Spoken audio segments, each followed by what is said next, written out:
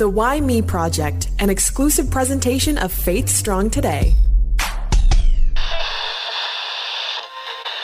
We've really, in the new year, Holly, we started with Evan last week and talking about, the fact that Blue Monday was just this past Monday, and how the talk of mental health and depression, among other things, is very important. It is. And there are so many things that can contribute to mental health not being as healthy as you would like it to be, whether it be anxiety, depression. Things are more clinical. It could be the weather that's impacting you. It could be something chemical and hormonal. So there's so many reasons why we should be focusing in on making sure that we're healthy mentally, physically, and spiritually. They all work together. And on top of that, too, you look at Bell Let's Talk, which is coming up at the end of the month. It seems as though it's not like we're trying to focus on it, but it just so happens that we have these amazing people who are able to enlighten us with regards to struggles or being able to help those who are struggling. Yeah, so I've got my pen and notepad ready to roll. I'll be taking some notes today. When you say ready to roll, it makes you sound 148 years old. Well, I'm an old soul. That's fair. Very fair. Lynn Rae, so glad that we're able to hang out with you today. Oh, well, thank you very much for having me on your show. It's good, as I was saying to Holly, because we talk to people who maybe are helping those who deal with depression, among other things. And you're someone who has dealt with not only depression, but being bipolar throughout your whole life. Am I wrong with that? I was diagnosed with depression at age 30 and bipolar disorder 5 years later. Is there a connection between bipolar and depression, or are they separate things? They are connected. Like with bipolar disorder, you have these highs called mania or hypomania, and then you crash and get depressed. That's the bi part of it, you see? Yeah. You feel wonderful, and then you can't even function. But at 30, when I was diagnosed with depression, I took antidepressants, and within 6 weeks, I felt great. Mm-hmm. They did their job. Like, I had a chemical imbalance in my brain, but for me, I believe the depression happened slowly over a 10-year period. Yeah. And when I didn't do anything to search for the root cause of the depression, I stopped taking my antidepressant, and I ended up having a breakdown. And it was a year after that they diagnosed me with bipolar. Yes. What a journey. Let's talk about that, because you said it's a 10-year thing that you were kind of going through. Did you realize that there was something? Was there something there that you're like, I just don't feel like me? Or was it just, it felt like all of a sudden that, something had changed in you? No, I think it was my marriage. And it just happened slowly. I thought I had a great life, and to everyone else and to myself, I thought I did. But there was this little voice inside of me before I got married saying, are you supposed to be doing this? And it's not that I regret getting married. We have 2 wonderful children. We were together for 17 years, but we were like oil and water. We just didn't mix. Well, let's dive into that just a little bit, because you talk about it being a 10-year journey, and sometimes in our life we expect things to be a certain way. We have these plans, these grandiose visions of what the future will hold, and then that's not what happens. So let's start at the beginning of your journey, shall we? Let's go back, childhood, teenage years. You're leading up to your marriage, and let's talk about that moment of, is this for me? Is this not for me? I couldn't have had a better childhood. I grew up on a farm. Yes, I love that. Life was pretty simple and carefree. I had the run of the farm. Amazing. I had to help out, but that's fine. And I think it's good for kids. So like I said, I couldn't pinpoint anything that was wrong that led to these tears every day, because it just happened slowly. And finally, I'd just be in tears every day. That was the first crisis. And then, like I said, I had my first breakdown when I was 34. And then a year later, I had another breakdown. And that's when they said I had bipolar disorder. And that's when the real work really started. I thought, okay, I've got to figure out why and how do I solve this? How do I overcome this? But with the help of the nurses at the hospital a few months later, they helped me realize my marriage was a big part of the problem. I had to leave my marriage before I could even start to heal from bipolar disorder. You know, some people have a major crisis and PTSD, you know, I understand that. But for me, it just happened slowly. And I don't blame anybody. You know, like I said, my husband and I just weren't.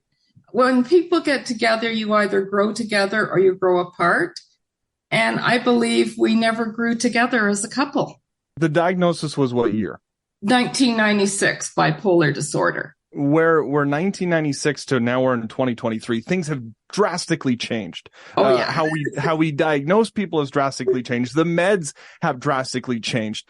Do you see a difference from mid 90s to where we are now? By the year 2000, I was single. I was working full time. I went off my medication, had a breakdown, got depressed, had to quit my job. And that's when I was told I would never work full time again.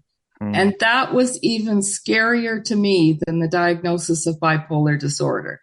2 psychiatrists telling me I'll never work and I'm only 39 years old. That did not sit well. No way. And that's when I guess I said, okay, I've got to do something. And I went through a 5 or 6 year period where I was on and off my drugs, partly because I didn't like the side effects. I was depressed, manic, hypomanic, in and out of the hospital. And then finally things just clicked somehow. Well, part of it was they had newer and better antipsychotics on the market. And I found one that agreed with me. The side effects weren't so overwhelming. Like at the beginning, there was one time I was taking 6 or 8 different pills every day. Now I take 1 pill a day because it's trial and error. There's no blood test to tell you you have a mental illness. It's all trial and error. But I believe, like I said, I left my marriage. Now I make sure I stay away from toxic emotions, toxic relationships, and toxic jobs. Because there's been another couple jobs I had to quit because the environment was very bad for me. And I got sick. I was determined to stay there because I needed to work. But I ended up getting sick because their morals and values weren't in line with my own. And I did the why me thing so many times. When I had my first breakdown, my mother looked me in the eye and said, "Why not you?" That was tough, but my mother was a very strong woman. And I thought, okay, bad things happen to me. I have to deal with it. And my mother-in-law, she said to me, God never gives you anything you can't handle. And I thought, okay, I'm going to deal with this somehow, some way. So yeah, like I said, I had a few really, really rough years where when I couldn't work, I always did volunteer work to give back. You know, it might have only been an hour or 2 every week, but at least I had something I had to get out and do things for. And then finally, I think the biggest turning point was 2005. I called my doctor one day. I said, I've got 3 strikes against me. I've got nothing meaningful to do during the day. I was deeply in debt and I had no significant other in my life. And those were the 3 most important things to me. And he wanted me to take a pill for anxiety. And that was a quick fix, which I'd done many times before. And I said, no, I need a long-term solution. So I emailed a man who has become my mentor. We've never met or spoken on the phone, only by email. And he gives me good advice with a bit of religion thrown in. And he said to me, Lynn, stop feeling sorry for yourself, volunteer, get out of your apartment and talk to people.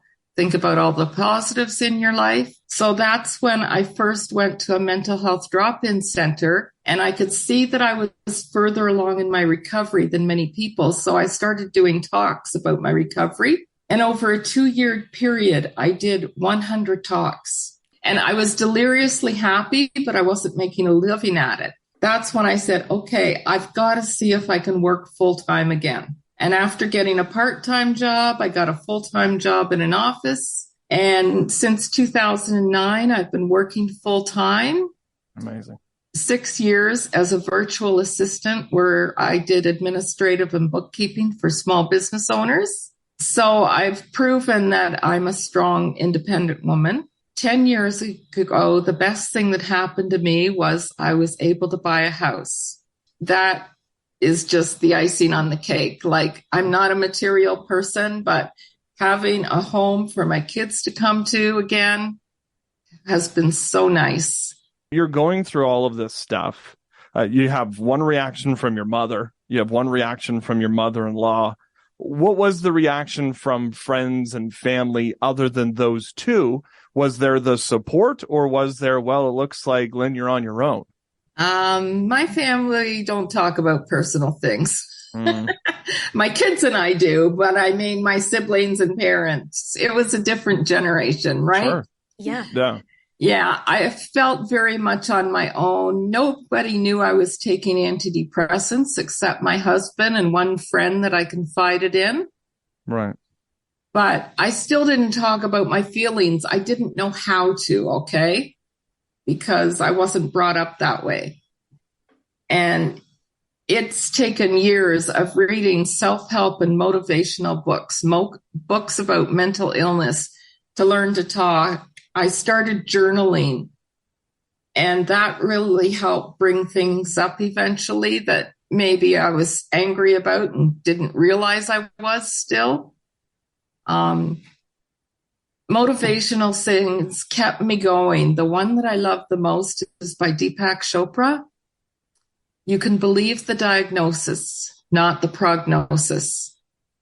And I clung to those words. I said, okay, I have bipolar disorder, but I'm never going to believe I can't work full time again. Yeah, and look at you. You are working, you're giving back to the community. Yes, I'm talking now at libraries, and I'm going to be starting to talk at our local hospital once a month to other patients there. I've spoken at my church a couple times. And yeah, I'm really happy and moving forward and know I've always had strong faith. I've always known there were better things ahead, no matter what happened to me. How much of a role did your faith play in your recovery? Oh, a huge role. I had to always believe that this happened for a reason. I didn't know why, but from the very first day I got sick, I said, I'm going to help others someday. Because when I got sick, I couldn't find anybody that I could talk to about it who had made a significant recovery from it.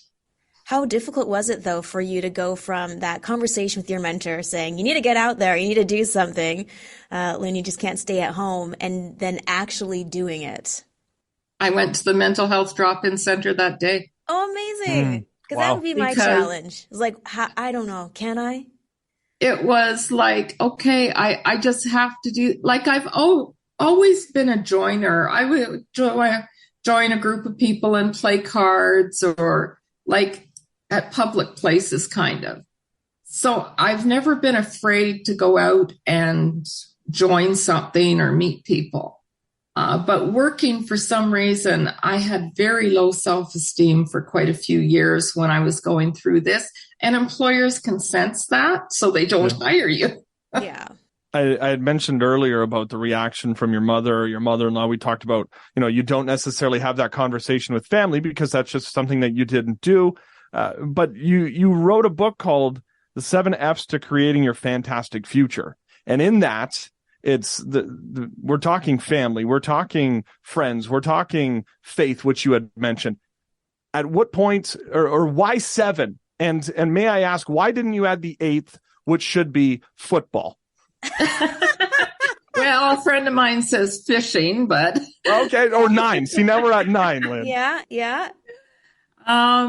Well, okay. I realized I'd been missing a lot of things in my life. I didn't have strong family support at the beginning. Okay. I really didn't have close friends. I wasn't having fun in my life. My mental fitness was obviously kaput.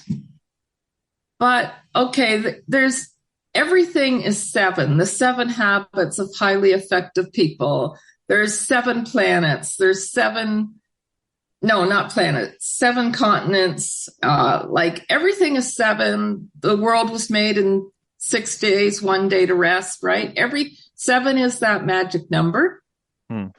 So I had family, friends, fun, fitness, and faith. And I thought, okay, I need 2 more.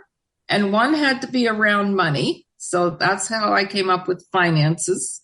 Sure. And fulfillment is anything that you just love to do that leaves you with a feeling of joy or happiness. It can be a hobby. It can be volunteering. It can be taking care of your kids, whatever leaves you feeling fulfilled. So that's how I came up with the 7 F's. But like I said, I'd been missing many of those things. It wasn't until I started making friends and having fun that my health improved. Because I believe having fun is what changed the chemicals in my brains. You know, when you're depressed, you have a depletion of dopamine, serotonin, oxytocin, and endorphins. And by going out and having fun every single week, sometimes twice a week, sometimes we would just meet for dinner. We went horseback riding. We'd go to a movie. It was just a group of single people over 30 at the time that I found. And I strongly believe it was having fun that changed my life around, because that changed the chemicals in my brain, and I literally rewired my brain. Yeah, which can be challenging. It can also take a lot of discipline, a lot of bravery. And I've heard, actually recently rather, a lady tried to do something new every single day, and it helped her not feel depressed anymore. It was that act of getting out there, trying new things. And like you, she experienced that shift in her way of viewing things and thinking. And she said it was really beneficial. Oh, good for her. Yeah. And so for you, you are an author, and that's another big new thing. Well, just compared to the life beforehand. What have people's responses been to your book? Very, very favorable. People say that it has helped them realize that, you know, there are things in their life they are lacking and they need. Just, you know, a couple comments have been, it's a very good self-reflection of my life. You've had such a positive reaction. I mean, obviously, it's been quite the journey and the struggle for you. But, and I mean, as we talk about, you know, the most depressing day of the year, which was on Monday, or we talk about Bell Let's Talk, and it's more and more that we're coming to have these conversations. But if somebody's listening right now, if they know somebody who's struggling, or maybe they're struggling themselves, they feel like they don't have anybody to reach out to talk to, what do you say to those individuals? Well, talking is good. And I used to call my local distress line many, many times, sometimes daily. I would say, call a local distress line, find somebody to talk to. Sometimes it's easier to talk to a stranger, and it was for me.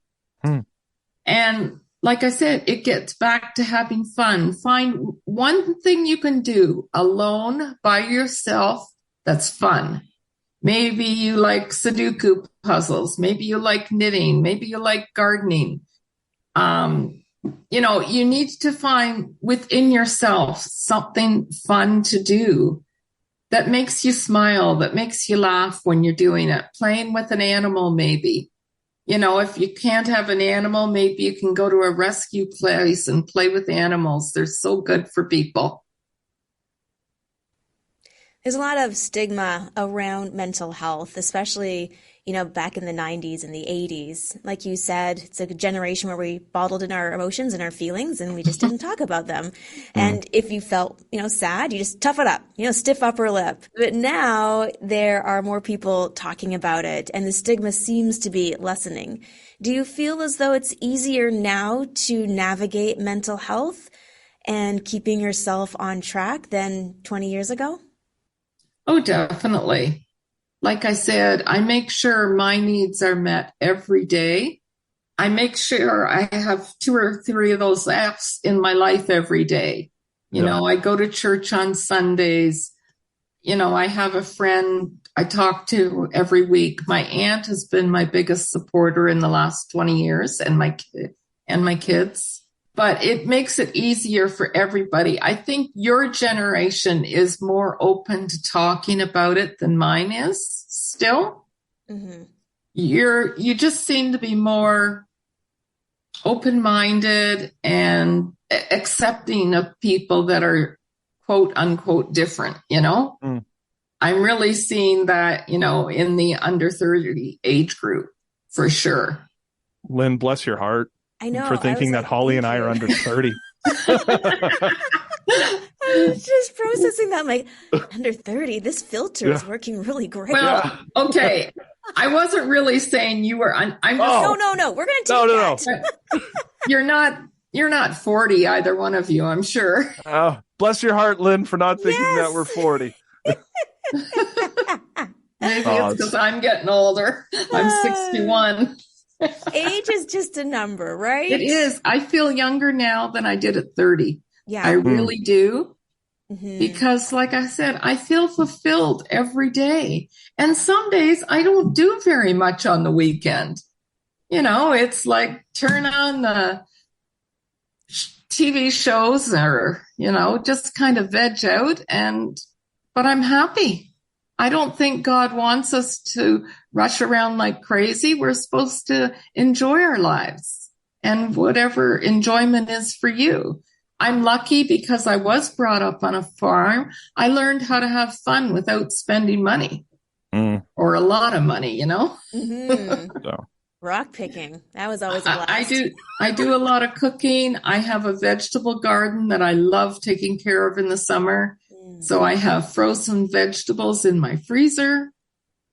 And like I said, the things I do are pretty simple and basic, but they bring me joy. Yeah, that is such a great outlook. Doing things that bring you joy. And it's encouraging too, because often we talk to people who are still somewhat in the midst of figuring out some of their healing and their why me moments. And you had said that it was your mom and your mother-in-law who had spoken into you when you had one of those initial why me moments. For you, do you find why me moments happening less and less, or can you just process them in a different way? Well, I know now the why me is so I can help other people. Mm-hmm.